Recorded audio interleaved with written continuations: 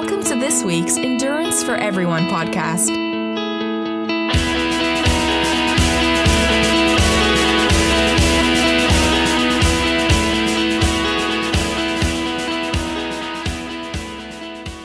The following program is for entertainment purposes only. Though the hosts of this show are certified Ironman coaches, their attempts at long-course triathlons and endurance events should not be taken as an endorsement for you to do something stupid too. You should make your own bad decisions, then podcast about it. Now, let's start the show. Hey, this is John Harris. And this is Rob Bozovich. And Endurance is for Everyone, and this is the Endurance for Everyone podcast. Is it getting any warmer up there, Rob? John, I put on my Facebook post the other day. It's like that scene out of Grumpy Old Men, one that starts number 1. We're having a heat wave, tropical heat wave. Hey, for me, it's 40. And, I start with jacket and gloves because I don't want my fingers getting cold. Right. And by the end, the gloves are light gloves, light mittens. They're in the pockets. The sleeves are pulled up, ball cap instead of beanie, and I'm wearing shorts. So gotcha. Warmer? Yes, by comparison. That being said, tomorrow we're supposed to get snow. So it's going to drop back in temperature, but we'll take every warmer day that we can get. I know you down there all bundled up with your toboggan and your parka, John? Yeah, I know you're going to snicker at this, but it got really warm over the weekend. It's like into the 80s. And now it's supposed to – I left – it rained all day yesterday, hours of rain. And you can feel it getting colder as the day's gone on today. It's like I woke up, it was like 65, but it's well in the lower 50s now, getting colder as the day goes on. So it's supposed to get cold tomorrow again. Cold for us, not cold for you, of course. No, it's not subarctic weather, so it's not cold for you. Yeah. But looking at the forecast, I have 2 days out of the next 5 that the high will be above freezing. Wow, that's like a record, right? Woo! Welcome to February. Yeah. Well, we had it was actually really good the weekend that we just had because it was all going on like. Part of it was in Orlando, but then in Tampa. So, do you know what Gasparilla is? I think I may have mentioned it. You've mentioned it. I should say I know what it is, but I could not speak knowledgeably. So please enlighten us. Yeah, Gasparilla is this weekend. Now it's apart from the race. Now I have Gasparilla races next month, but Gasparilla is like a festival in Tampa that celebrates when the Pirates came in. It's a drunken party in Tampa Bay.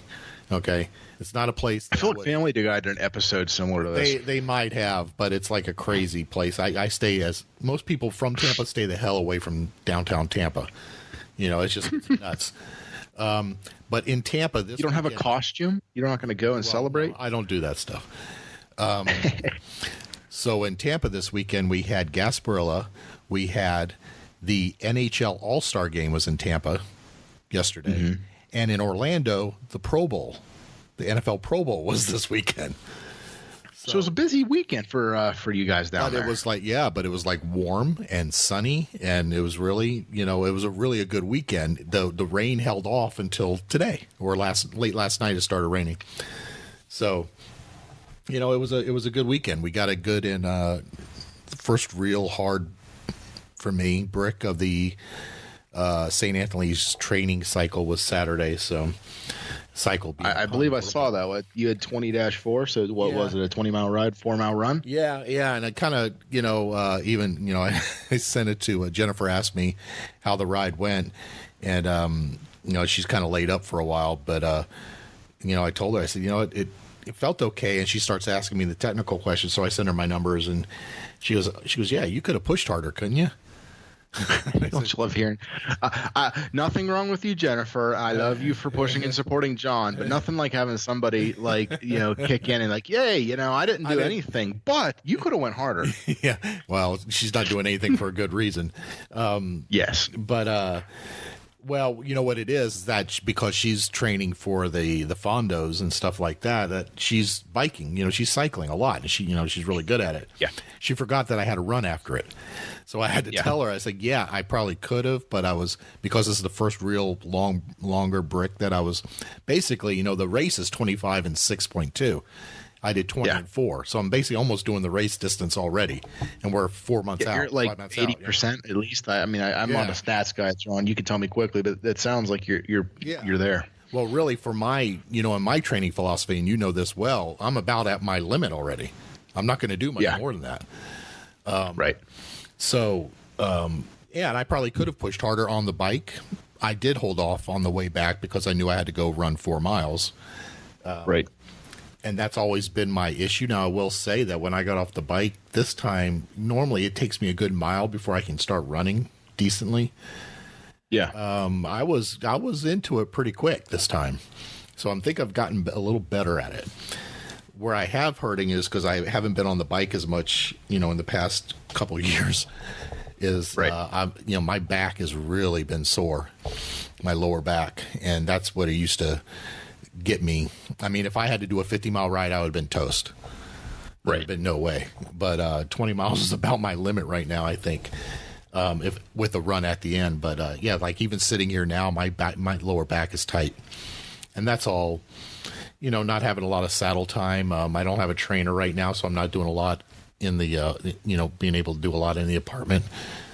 Right. So I think I'm going to have to resort to going to a spin class or something during the week just to get some saddle time in, But yeah. But other than that, you could start riding to and from work if you wanted, John. Get a few miles. Yeah, it's only like 0.9 miles. Well, you could ride to and from 10 times. I could. Then go to work. Yeah, right. Yeah, be killed on the way to work with the way these people drive. There's no bike lanes. So I mean, it's been going good. It's been going really well. I was supposed to do a longer run Sunday, but the migraine got me again. These migraines are killing me. But you should just go get a lobotomy. That way your brain won't mess with the rest of your body and go from there. Well, I'm telling you, it's like I don't know how much more damage it could do if I remove the brain. It's not like I use it all. A little snip here, a little tuck there. You'll be fine. Yeah, right. A little snip. Kind of throw a rod through there. Be fine. But your training has been doing really well. You've been doing really good.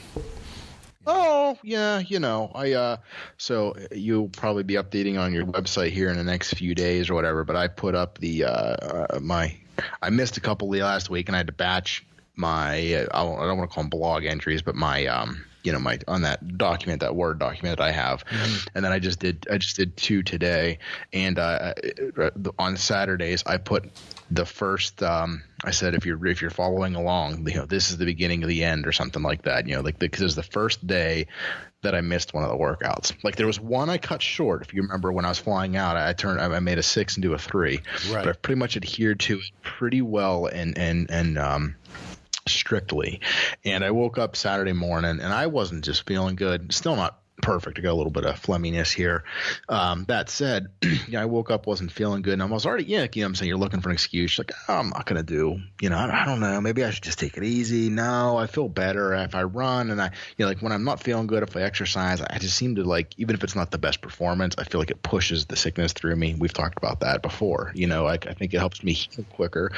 I was back and forth. And my friend kicks me a message and says, because he had messaged me maybe a couple weeks ago and said about getting our tree stands out of the woods. We're on state land, you only have so many weeks after the end of the season. Now I think it's 2 weeks. That said we had them up for rifle, but you can also leave them up for, up and through late archery, which goes through into January. Mm-hmm. And as such, you have to remove 2 weeks past that. That date would have fallen on January 27th. As such, we've been trying to get together for the last few weeks. He's been busy. I've been busy. And he basically said, hey, I don't know if I'm going to be able to do this. I looked at the forecast. It was supposed to be when I say nice, it was supposed to be 50 degrees. And this is going to be the best day we have. At least let me just go get these. And especially since when I say the last day, the important part is you have the state game lands. You can drive on them up until that day. The next day, the Sunday, the gate's supposed to be closed and locked. So and then it would be a heck of a hike to get back in there to get these things back out, right? So I said to my wife, "What do you think?" She's like, "Yeah, let's go." She's like, "I'll even go and we'll take the little guy. We'll kind of like a walk in the woods. We'll put him on this stroll in the little baby harness thing." I said, "Okay." So we get out there and it's like a half-hour drive from my house. We get there and we're driving up, and the gate's closed. I'm like, are you kidding me? Like, it's not supposed to be closed today. And so I go up, maybe it was just push shut or blue shut. No, sure as heck, it's shut and locked. So I said, well, hey, do you want to go back? She said, no, we're all the way here. You said it's not that far, right? I'm like, yeah, I don't know. It's like an 8-minute walk. She said, oh, okay. And I said, literally, so usually we drive up there, and literally we walk 25 yards, maybe 30 yards into woods. The stands are right there, no problem. She said, okay. So I put him at the little dude in the little carrier. Mm-hmm. We walk a little further, walk a little more. And then, she says, how much farther? And I says, I don't know, probably about 5 minutes. And about another 15 minutes later, we get there. Ended up being about a half-hour walk. And I then mapped it on the way out. It was a 1.3 mile walk from where we had parked the vehicle, like uphill in the snow. Like, that's how every great story is.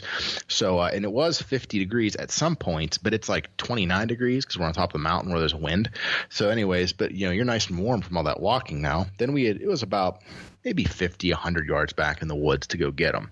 But now you're talking, there are these, if anyone's seen them, it's called a ladder stick or a climbing stick, like 4-foot sections of, metal with, looks like a tree with little branches sticking off it. And you put one, then you kind of climb up it, you put the next one, you lash it to the tree, and then you hang your stand up above it. Well, those things are 20 pounds, not each section, but each of the sticks, and each stand's about 20 pounds. So now I got 2 stands and 2 sets of ladders. So I got 80 pounds of gear. So she takes the little guy, and then we hike back out. You know what I mean? Couple hundred yards out of the woods, 1.3 mile walk back to the truck. Now I'm just drenched with sweat. I've sweated through 2 layers of clothing because it was cold when we were walking in there. Fortunately for me, my son was fantastic. Didn't make a peep, enjoyed it the whole time, slept a little bit, and just, then enjoyed the rest of the walk. So that made it pleasant. The wife wasn't upset with me. She didn't say one word of complaint about it. She was pretty much a trooper, especially when I kept saying, oh, just a couple more minutes. Like I said, an 8-minute estimate turns into a 30-minute walk. It was a lot of fun. Needless to say, I did not go for my 8-mile run on Saturday, right. But I did get out, and I got my 8-miler in on Sunday, of which, once again, the weather was still nicer. So when I say I've been putting little air quotes around because I don't want anybody thinking like it's one of them humble brags, nor I'm like being making fun of anybody else's. Today's called for a easy 6. That's what the title of it is. So I'm trying to tag day whatever today is, 29, and an easy 6. But that way it's, tempo done, or intervals done, or easy, whatever they're tagging it as, So yeah. Saturday or Sunday I did go out and I got my easy 8, and I put the little guy in the stroller, and we I picked a flat course, and me, him, and Big Bird went out and did get Sunday's run in. So, haven't missed one so far, and the plan is working significantly better. I don't want to say than I thought it would. Some pretty smart, some good thought went into this thing. Some smarter people than me, figured it out. And at first, I was just tired. And now it's, easy feels easy. Tempo, I'm able to actually hold the tempo and the pace, and I'm hitting the intervals right as prescribed, all injury free, knock on wood. It's working very well. I am very pleased with it thus far, and really hope it's going to work the way I think it is. I'm going to be able to get the PR that I'm looking for. Well, I think it surprises me not surprising, you should say surprise, because it doesn't surprise me, but the numbers that I'm seeing from you have been like really, really good. Especially because I dig it. I dig into the stats. So I'm looking at your pace, the heart rate, and all that, and you're always within 5%, unless it's the days that we're doing intervals, and we don't expect you to be in 5% then. But no. If you were within 5% on an interval day, then I'd be questioning it. Yeah, you're not going hard enough. You're not hard enough here. But that's what I've always said about you. You're kind of an easy client because you do what you're supposed to do. There's not a lot of playing around. You know what I mean? If that makes sense. Yes. Does it? Yeah. So. And it's funny, off topic, but on with this, because you and I had talked about a previous show, vertical oscillation, and about how, you know, what it means and so forth. And then whoever's stats you were looking at, you said they were within like 2.2 centimeters. You looked at me and you're like, you're at 8. And you're like, you're horrible, Rob. I never said that. So, yeah, we'll read between the lines. So anyways, what I'm trying to gather some data on my own, and that being said, it is one of the, it's funny because then I went out and looked at what Garmin, the company, says, you know, it is. And so I'm in the green range and everybody's like, oh, green. Yeah. Whatever. Nobody, it's like the threat level, and nobody knows what that stuff means. But anyways, so the green is like the middle, and it's where the bulk of people are, I believe. I'm not saying that's where they're saying the bulk of people should be, but you know, it would put me in with the most amount of the average runners. But also with it, it says that typically the faster your pace, the more vertical oscillation you could expect. So that being said, is we were then discussing, so we were looking at I talked about the pacing of your other client, and you know, we're much different in where we're at. So I would expect a several centimeter difference for that. I say all that to say, one of my friends, he's got a new watch, and I'm linked up with him on Strava. As such, he's, I don't want to say slightly faster than me. He's, you know, much faster than me.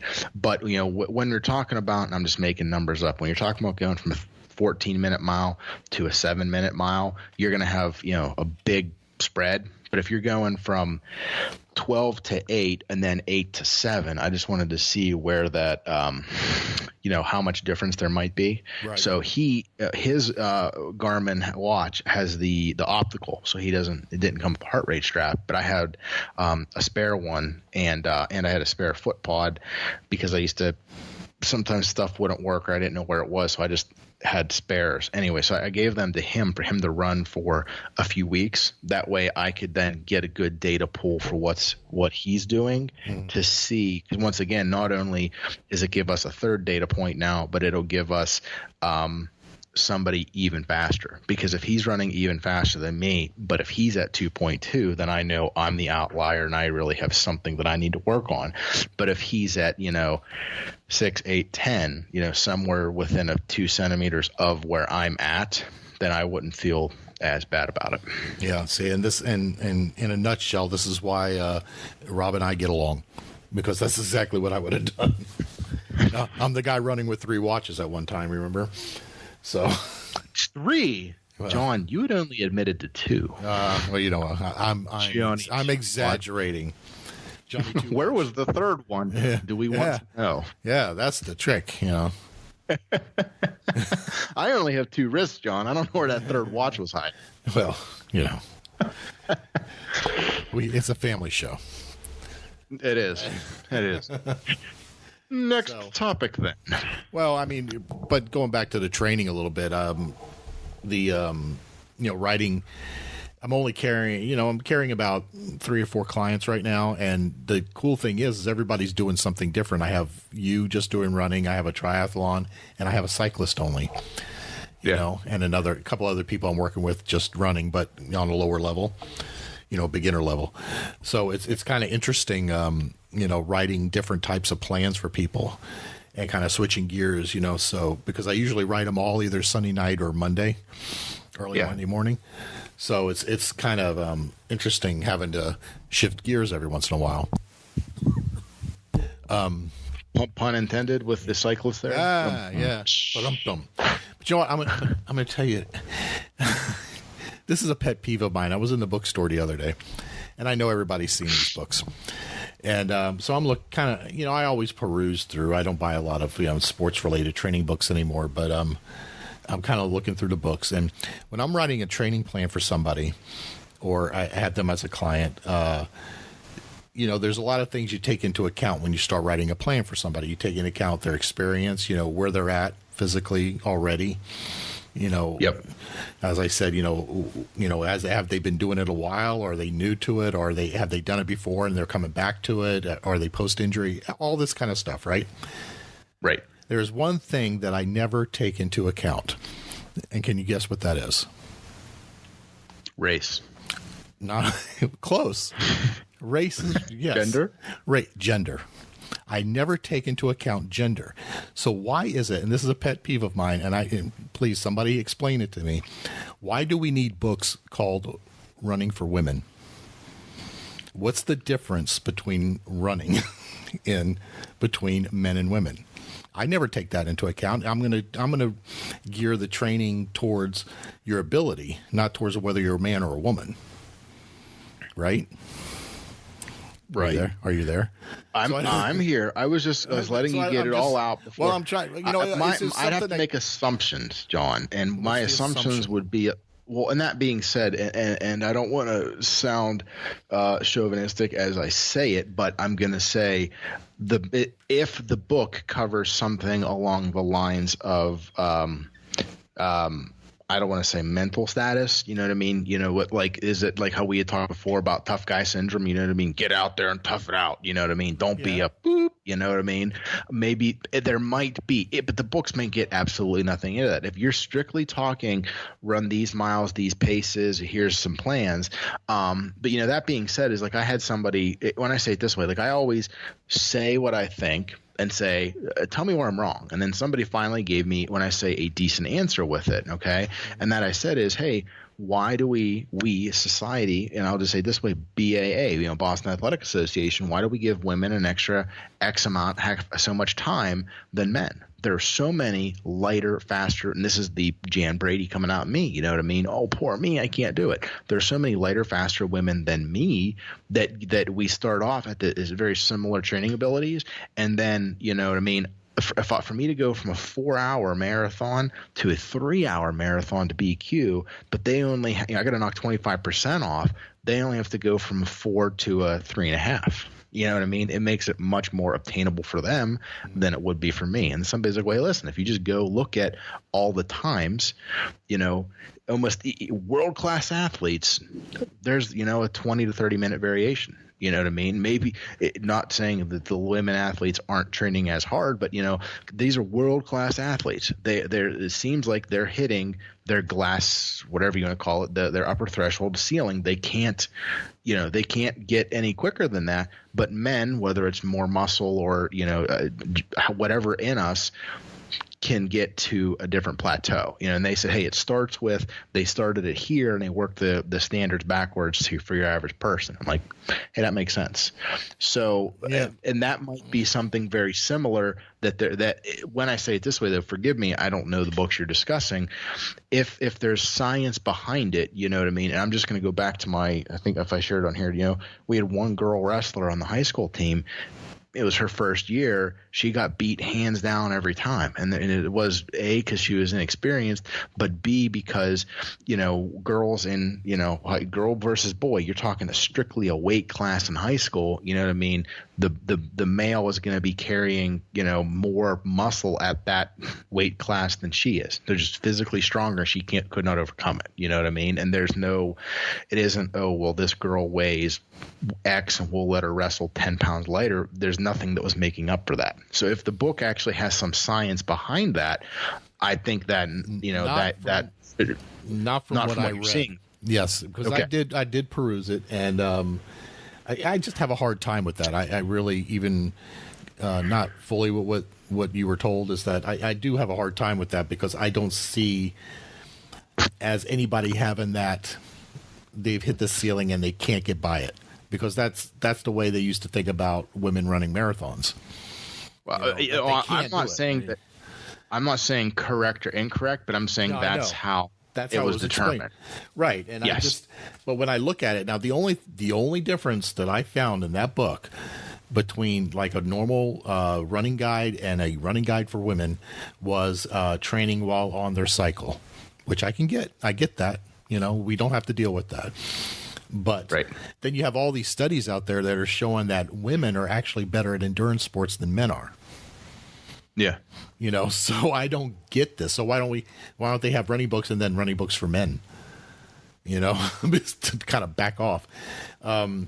Even the military, you know, when I was in, they had different standards for men and women.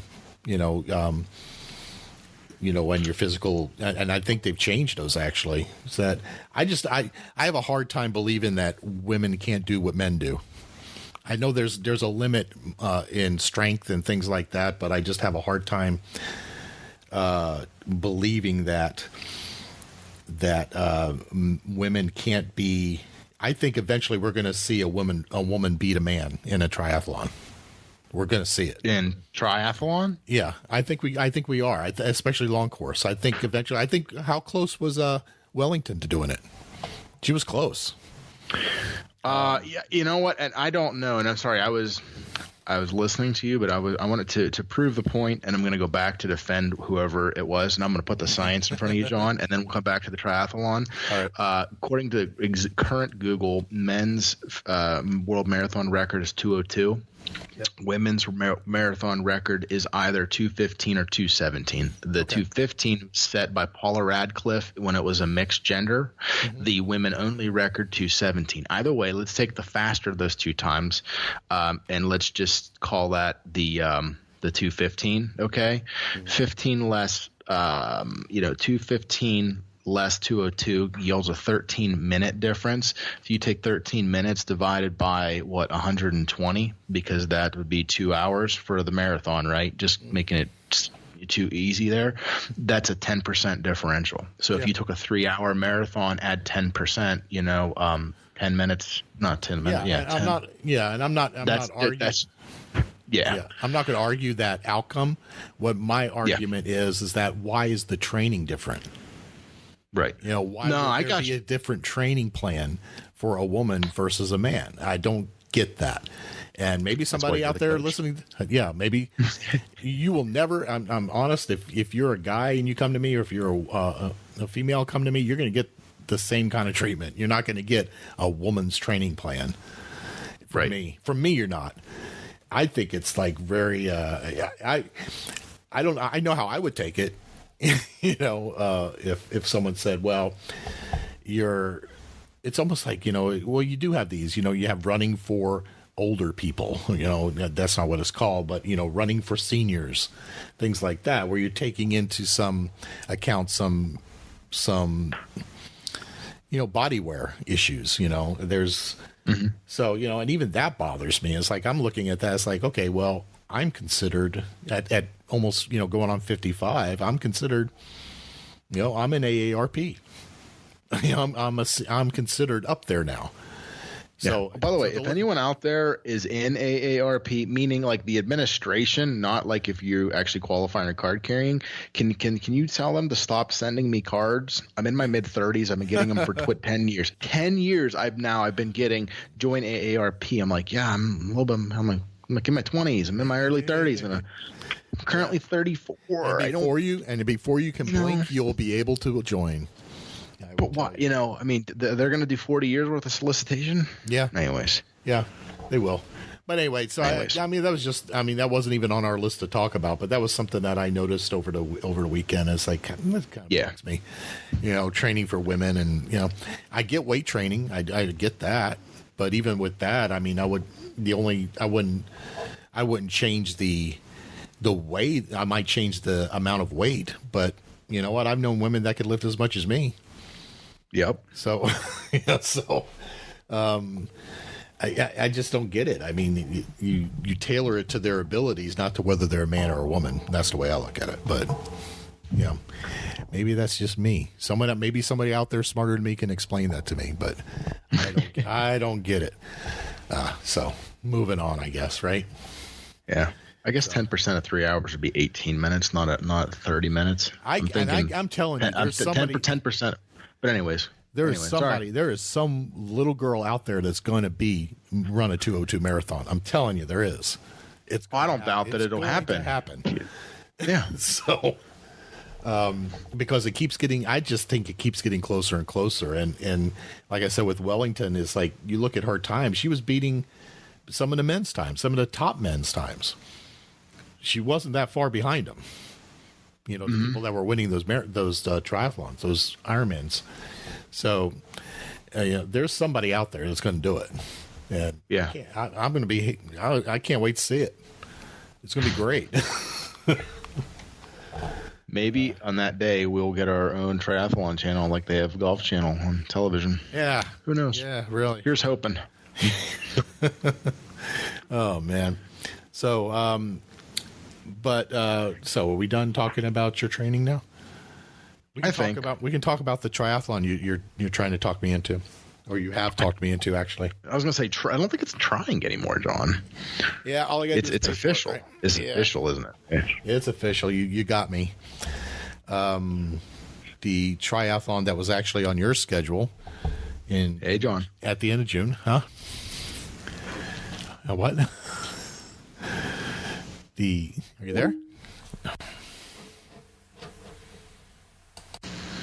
Well, we had a slight glitch there, but we're back. So, yes, sir. Are you with me? I'm with you, and you said I got you. I got you. You got me. You got me on it. You started talking about that damn try, and that's the actual name of the triathlon. I'm not cursing at anybody. Yeah. And you just started talking about it. I said, you know what? This sounds like a good race. I needed one for the summer. So it's 2 months after St. Anthony's. So it gives me if I remember exactly when St. Anthony's is, then I could agree with that. April 29th. April 29th. Yeah, that'd be correct. It'd be almost exactly 2 months. It's the end of June. Yep. So a trip up to Pennsylvania, but it seems like a good try, and it's a good chance to race with you guys up there, yep. and have you all leave me in the dust for a change. I don't know about that, John. We'll have to see who all shows, what races we pick, and so forth. So. Well, so tell them a little bit about it. We're gonna try to talk more about this race later on, but just to outline quickly what it is. For a quick little outline, and when I say quick, I'll maybe keep it to 5 minutes because I'll let everybody know that I can do an hour on this because I've done this race 8 out of the last 9 years. Okay, and this will be the 10th year they're doing it. It was my first triathlon, and that being said, they have a sprint, they have Olympic, and since I went out to actually look at their website to check, they do have the Olympic relay, and they do have an aqua bike. So calling out some of our friends in the group there, Megan, if you want to come up and do the race, I think that would be fantastic. And if you're worried about swimming, you could just pick Amy up on the way, and you guys could come, and rock a relay. That would be a team, wouldn't it? Amy and Megan. That would be a team. They could get something going there. So and I will go through, as I said, a much longer description of the course and all of that. But like I said, I've done this as a sprint, and I've done this as the Olympic version. I almost said full, but there's not a full there. It's a sprint and it's an Olympic. The sprint is one of the interesting sprints where it's the 400-yard quarter-mile swim to start.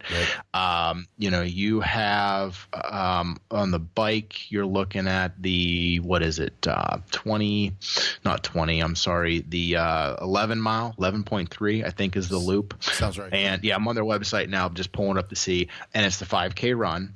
The Olympic distance is the 0.93 mile swim. It's a 24.8 mile bike, and it's the 10K. It's 6.2 miles that you'll be out there on that. Tell them how much climbing is in there.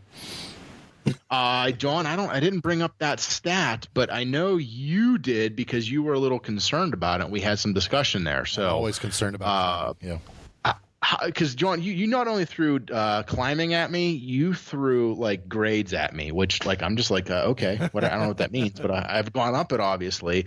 So how much climbing is there, John? It was I'm have to remember. I think it was 1,300 feet, 1,400, something like that. That's on the Olympic, right? That's on the Olympic. That's not on the sprint. And the highest grade that I found was an 8.3%. And John, if I can ask you, yeah, because What you like to brag about, Sugarloaf and Anthill down there. What do we got? What is that compared to what you rock down there in Florida? Sugarloaf, well, it depends. Now you can get, if you do the Sugarloaf Mountain Loop, you're getting each loop, you're getting probably about 600-700 feet of climbing. So if you do 5 times, you can get some climbing in. Okay. The highest grade on Sugarloaf, I want to say, is like 14%. Okay, so you have a steep hill that's about half. So if you did that twice, it would be equivalent to this one, then, right? Yeah, so, and that's how you train for it. That's how I would train for it. But yeah. Or you go out to, there's a place close by here, a little north of Tampa, called San Antonio. And they have a Texas? Yeah. Nope, not Tejas. There's a 30-mile loop and a 42-mile loop that you get about close to 1,000 each loop. So there's some pretty good climbs on there too. So there are places to get it in. You're not going to get it in like I saw on that map, constant. You know what I mean? It's like going up and you just stay going up for 8 miles. Yeah, so it's a little bit and like I said, I'll give a much better in another episode detail when I'm just going to say turn by turn. But the way I try to describe this race is the swim is flat for the most part. And then you get out of the swim and you run uphill to get to the transition. Then you bike uphill to get out, but really, I'm gonna call them rolling Pennsylvania hills. But I want to legitimately, for the first 6 miles, it's net uphill. That's what I saw. You get out the first farm, and then you have a couple of little hills after that, but it's net downhill pretty much for the next 3.5 miles. Another substantial climb, and then it kind of flattens out across the breastwork, and then you drop back down into the lake. And then the run, same deal. The run has some hills in it. I mean, it is not flat by any stretch of the imagination, but they have some nice little, I don't want to say completely, it's not like an out 3 miles, back 3 miles, like out and back, but there's a couple of little out and backs. So whether you're first or last, you pretty much know where your competition is, in comparison to you, which makes it a very nice race for competing, because you know, okay, well, I saw this guy, once again, if I'm following him, but when I hit that turnaround time, he's 15 seconds, 20 seconds, a minute ahead of you. You know what you got to catch up. Likewise, if you're in the lead, you know how far behind your next competitor is, and you could, judge accordingly. Yeah. Is there any flat parts in Pennsylvania? Just wondering.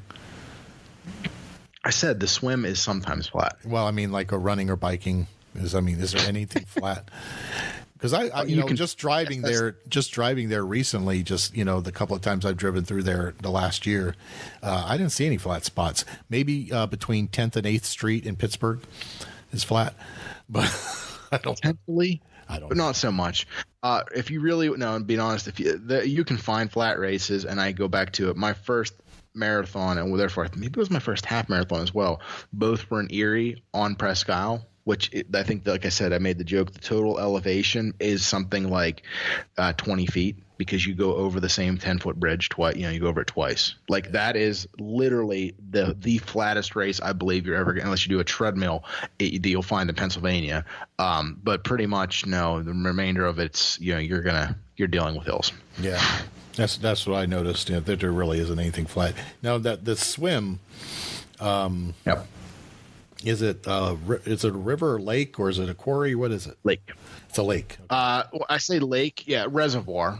So man-made. They built the dam, but yeah. So it's and you see the majority of it, and so obviously you swim a circle, and the Olympic will go off first.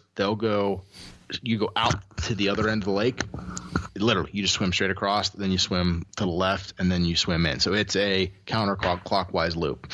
And then they will swim, and then 40 minutes after they go off is when the sprint will go off, because once the last Olympic guy is coming in, like they have the boats out there, they pull the buoys, in closer, or they have yours set, but those kayakers bring the buoys in so far, and then you go to the inner buoys for the sprint race, and then they bring everything in. It just makes it easier for them, and also so they don't have to have the course open necessarily, as long, because that way if you went sprint and then Olympic, you're this way. They're already 40 minutes into their, we'll say 2.5 hour race by the time we start, so you're kind of all ending around the same time. All right. So so not to get too much into it, because we do have a show coming that we're planning on talking about it more, but just leave it at that. You got me into this race where I'm going to be in that race. So that's one of those, like, I was joking, like, hey, why don't you do it? And you're like, let me see. Okay. Yeah, I said, really? First thing I said, when is it? Wait, really? Yeah, now you've got me intrigued. And if I ever say that to you, if that's my answer, I'm intrigued. That means it's kind of like your switch from, or your potential switch from Pittsburgh to Texas for your marathon. Want to jump into that right now too? Sure. Okay, let's do it. Jump into it. And I'll get to the name in a moment, but it's also one of those a friend. And it's funny how friends get us all into everything, right? Yeah. I went into Pittsburgh because I've done it before, and I had even said and started the log, this would be the first time I've ever repeated a marathon. I've always said I don't want to repeat a race, because if I do one, I don't even want to repeat a state. So doing Pittsburgh was already like a violation of my role, if you will, the first time, because I did Erie. So I've already had Pennsylvania. Why? I don't want to do another. That's why, like, even as cool as everybody says Philly Marathon or Steamtown Marathon is, I'm not as interested in doing them, because I already have Pennsylvania. If I'm going to put in, 16 weeks of training, I want to go somewhere new, and I want to knock another state off the list.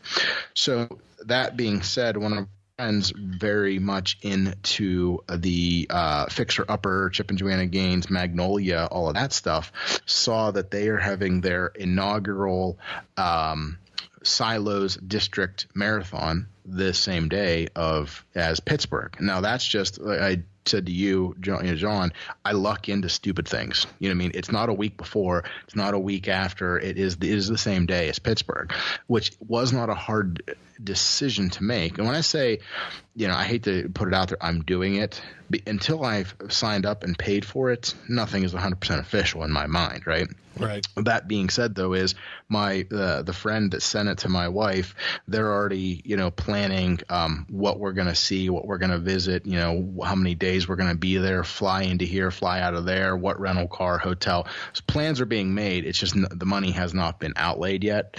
So yeah, if anyone out there is listening and is interested and basically was saying, I could have thought Pittsburgh was interesting, but I don't want to go to the cold, now you can come to the warm. So same time, it's the first what is that, Sunday in May 6th of this year. It's going to be like I said, it's called the Silos District Marathon. It's their first one, but it is a USATF certified course for full marathon, half marathon, and 5K. Registration prices aren't obscenely obnoxious. They're pretty comparable to what you'd see for some other races, and they're not changing between now and April. So you have quite some time if you wanted to start training and then sign up for them. You have the availability to do so. That if you don't know where it's at, it's going to be in Waco, Texas. So it's about an hour south, maybe hour 40 or less? Not an hour 40. Anyways, from Dallas Fort Worth. So you can fly there. You can fly into Austin. I think Waco might have an airport, although the flights were a little more expensive to go there. So we're going to either fly north, drive south and see stuff, or fly south and stay a day, drive north, and kind of hit things off along the way. So yeah, I haven't outlaid the money yet, but the Pittsburgh May Marathon will now be off the table for me, and looking to go to Texas and eliminate Texas from my 50 state list. Yeah, and I'm looking at that. We were just talking about before the show, and I'm looking at it and like, that's like a week after St. Anthony's. I could do that. So you're going to be in shape. I'll be in shape. There's a half marathon option. It's only $130 round trip to Dallas, Fort Worth from Tampa. So I'm like, maybe A plus B equals John going to Texas as well. Yeah, is that what I'm hearing, John? Are you going to verbal on that? No, I'm not going to verbalize it yet because it comes down to money, I'm not a rich man. It always does. I'm not a wealthy man. But I even thought about it as like, well, even if I don't run it, it'd be kind of cool to go for the weekend and just like be there as support, Yeah. Because, Randy's right there too, so, Yep. It'd be kind of like who knows who all you can get to come down to this shindig, John. I know. We got people in that area, so it'd be kind of a cool thing to do for a weekend, Yeah, and this might be off topic, but it's on there because the statement would be anyone who's not interested in sports but is interested in, interested in that fixer-upper stuff, which I think you're listening to the wrong podcast because this is Endurance for Everyone. But I'll put that out there. What got my friend's attention is, Chip and Joanna Gaines are the husband and wife who do that fixer-upper show, and their brand is Magnolia, and that's what they do, all this Magnolia stuff, right? Well, Chip is the reason they're putting this race on is he's training for it as his first marathon, so he will be running it. So if if you're not into, even like you said, hey, if I didn't do it, if somebody out there likes Chip and you want a chance to see him, you're going to have a few hours along this race course to go plant yourself and see him go scooting on by. Yeah. Plus before or after, I assume at the start and finish lines as well. I'm assuming they haven't completely announced a full schedule of a weekend of events or anything, but and I could be wrong, but I don't foresee this being like, New York City with 50,000 people. I don't think it'll be a several hundred person event. I don't think this is going to be a 50,000. It's going to be somewhere in the middle where you have a good chance of, bumping elbows with some celebrities, and not just me and John when I say that. Well, I mean, really, how much better can you get than that? We could put that out as an incentive. Come meet the host of Endurance for Everyone. Yeah, and if nothing else, if y'all don't want to come up to the Dam Tri in Meadville, Pennsylvania, the booming metropolis that is, you could come here and potentially see the two of us together. One of us is definitely going to be there. Yeah. Me, John. It just comes down to how much love John wants to share.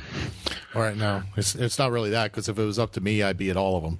It all comes down to funding. Trying to guilt you, John. Yeah, I'm trying to guilt you. I know what you're trying to do. I know what you're trying to do. I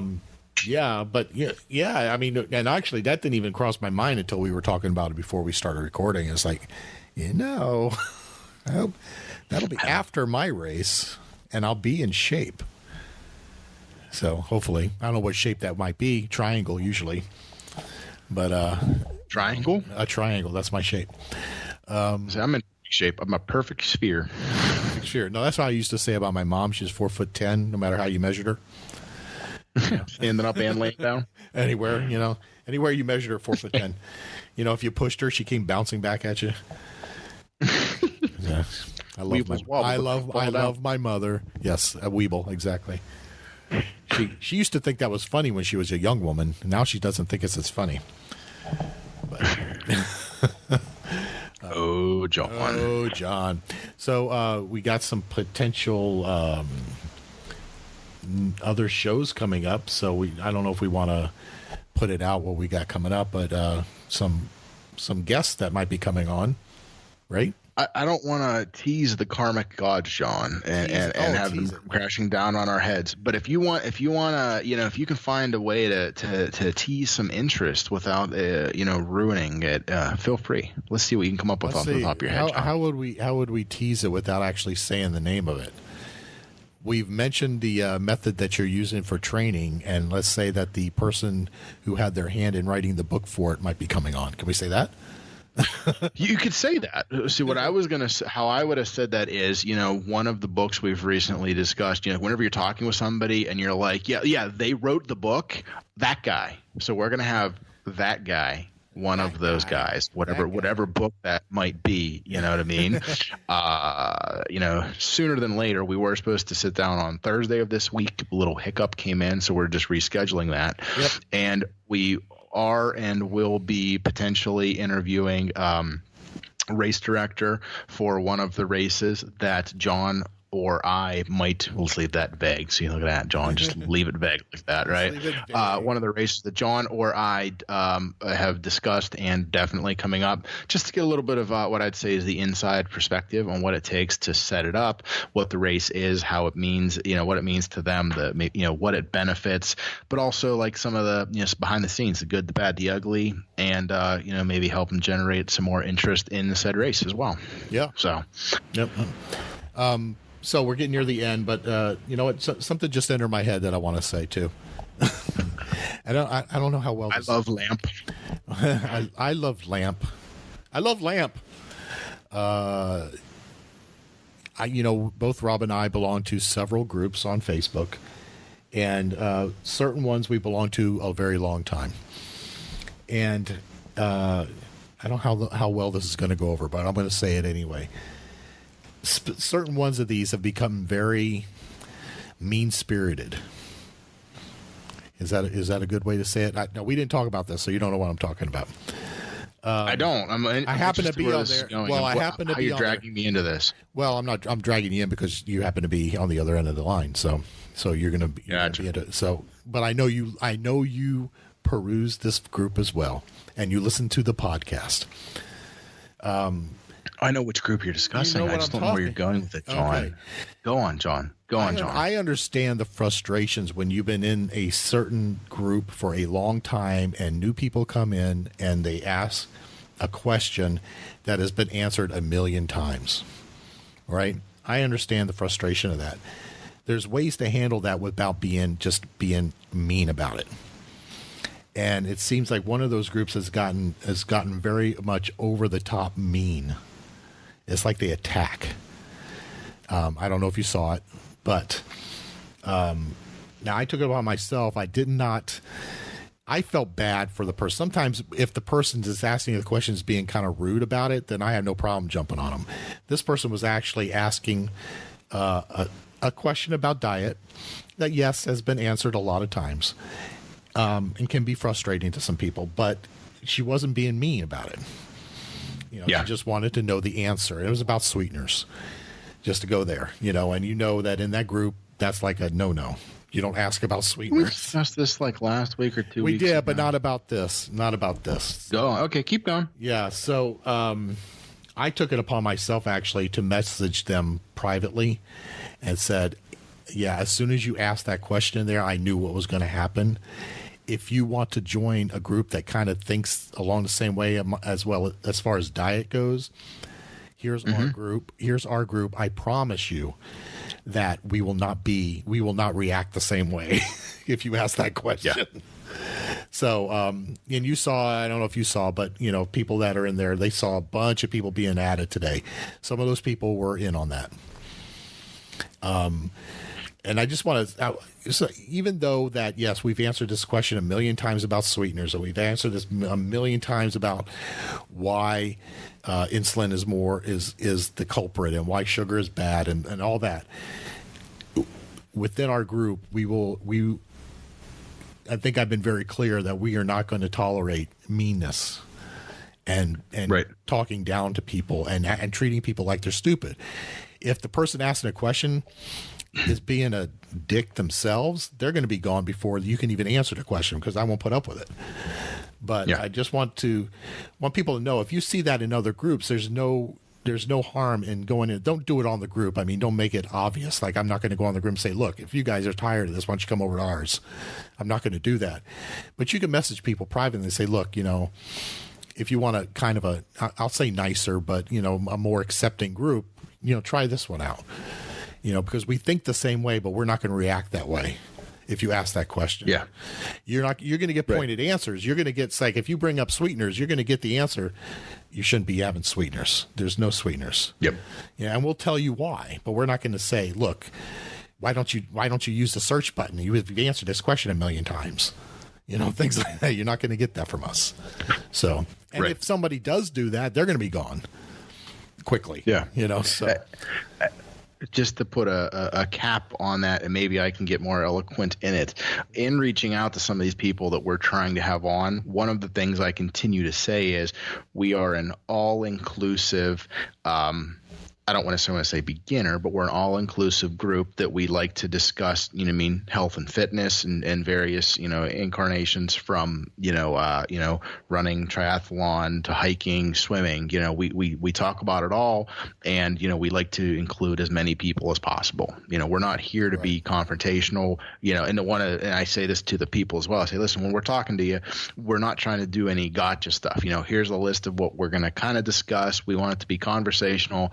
We just want these shows and or the group to be like conversation amongst friends. We're not here. We can have a little disagreement, but I'm not going to sit here and call you horrible names. I don't want anybody to ever think we're trying to ever put down on anyone for their thoughts, their efforts, or whatever. But that being said, is if somebody's coming out swinging for no apparent reason, they're not going to be around for long. Right. Yeah, they might get it out, but they're not going to be around for much. And but I've gotten rid of a few in the past month or so that did that.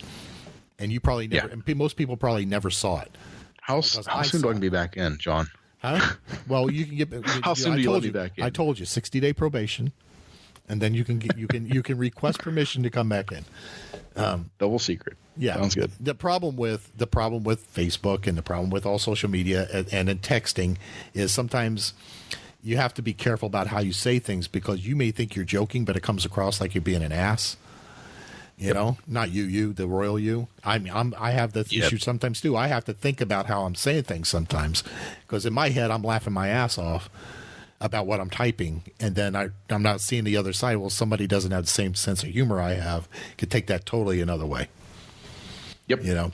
And I've been called on it by people I know personally. I said, that was kind of a boneheaded thing to say. Maybe you ought to change that.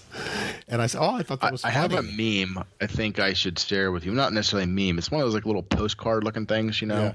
And I don't want to misquote it, but I'm pretty sure it says, I speak 3 languages: English, sarcasm, and sexual innuendos. Yeah, exactly. And I have to be careful of that, Yep.